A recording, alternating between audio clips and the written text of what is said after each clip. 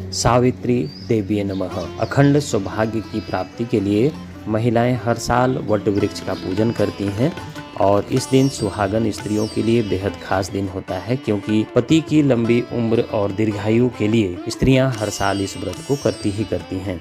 तो इस बार व्रत कब रखना है, किस दिन से पूजन शुरुआत करना है, वट सावित्री पूजा किस दिन होना है, इसका विधि विधान क्या है, क्या क्या सामग्री लगता है, इन सारी बातों को मैं अपने इस वीडियो में आपको बताने वाला हूं। लेकिन इससे पहले आपसे गुजारिश है कि आप हमारे चैनल को पजरा ब्लॉग को अभी तक अगर आपने सब्सक्राइब नहीं किया है तो प्लीज़ इसे सब्सक्राइब करें और बेल आइकन को दबाना न भूलें। तो मैं आपको बता दूं कि यह व्रत क्यों किया जाता है। वट सावित्री पूजा हर सुहागनों के लिए बेहद महत्वपूर्ण है, क्योंकि इस दिन अपने पति की लंबी उम्र और दीर्घायु होने के लिए ये पूजा किया जाता है। इसे करवा चौथ की तरह ही बेहद खास माना जाता है और इस दिन महिलाएं निर्जला व्रत करती हैं, विधि विधान से वट वृक्ष के जड़ में पूजन करती हैं और माँ सावित्री से, भगवान विष्णु से, शिव से आराधना करती हैं कि उनके पति को लंबी उम्र प्रदान करें। तो वट सावित्री व्रत सत्यवान और सावित्री की कथा से जुड़ा है। कहते हैं इस दिन सावित्री ने अपने चतुराई से यमराज को मात देकर सत्यवान के प्राण बचाए थे। तभी से पति की लंबी उम्र के लिए इस व्रत को महिलाएं करती आई हैं। सावित्री ने अपने पति के जीवन के लिए लगातार 3 दिनों तक व्रत रखा था, इसलिए इस व्रत को 3 दिनों तक रखा जाता है। वट वृक्ष यानी बरगद के पेड़ की पूजा और परिक्रमा कर सौभाग्य की चीजों का दान किया जाता है। व्रत करने वाली महिलाएं सूर्योदय से पहले उठकर घर की साफ सफाई करके नहाती हैं, उसके बाद पूजा की सामग्री तैयार कर लेती हैं। फिर बरगद के पेड़ के नीचे भगवान शिव, पार्वती और गणेश की पूजा करती हैं। कच्चे सूत से 11, 21 या 108 बार बरगद के पेड़ की परिक्रमा करती हैं। तो इस बार वट सावित्री पूजा कब है, आइए पंडित जी के मुंह से ही सुनते हैं कि इस बार कब मनाया जा रहा है, वट वृक्ष का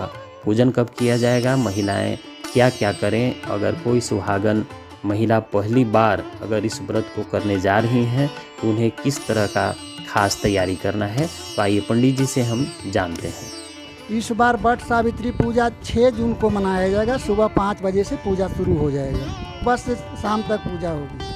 श्रृंगार का सामान है, साड़ी, पेटीकोट, ब्लाउज, ये सब भी दे सकती है। श्रृंगार का सामान दे सकती है और 108 आपको सिंदूर का पुड़िया 108 पुड़िया बनाना होगा। पहले बार 108 बार परिक्रमा होता है, 8 बार धागा का परिक्रमा किया जाता है धागा से, और 108 बार महिलाएं परिक्रमा करती हैं। वृक्ष में है वट सावित्री। सावित्री जो महारानी थी उस समय वो पूजा की थी, उसी समय से प्रचार हुआ है इसका। जब अपना पति का प्राण वापस की थी उसी समय से ये शुरू हुआ है। तो जैसा पंडित जी ने बताया कि इस बार वट सावित्री की पूजा 6 जून को होने वाली है और महिलाएं इस दिन सावित्री की पूजा कर सकती हैं, वट वृक्ष की पूजा कर सकती हैं।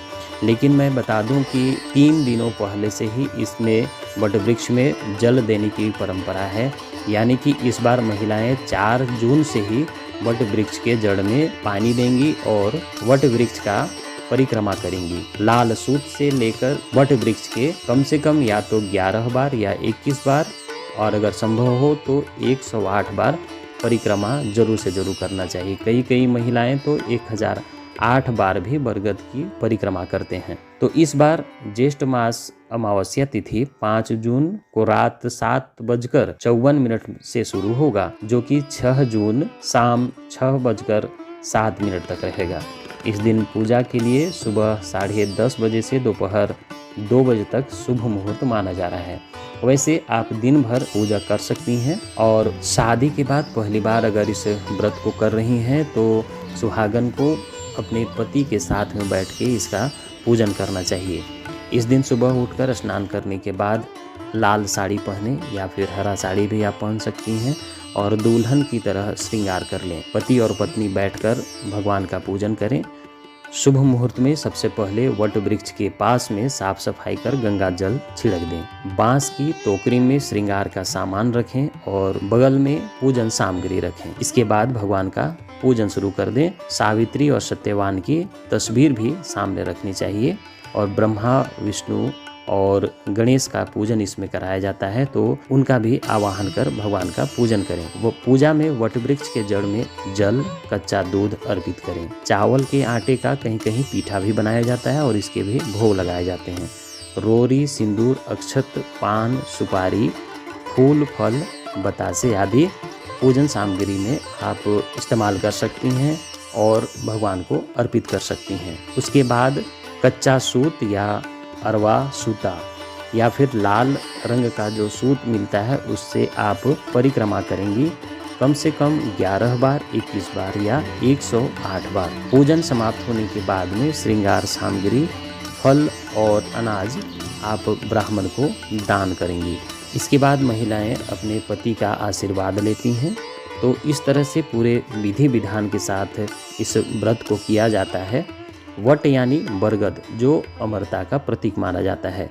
सावित्री अर्थात वो देवी जो काल के मुंह से अपने पति सत्यवान का प्राण वापस ले आती। ये पतिव्रता की अद्भुत मिसाल है। वट वृक्ष की जड़ में ब्रह्मा, तने में भगवान विष्णु और डालियों में देवों के देव महादेव निवास करते हैं। तो इसलिए इस व्रत में वट वृक्ष का पूजन अति महत्वपूर्ण माना जाता है।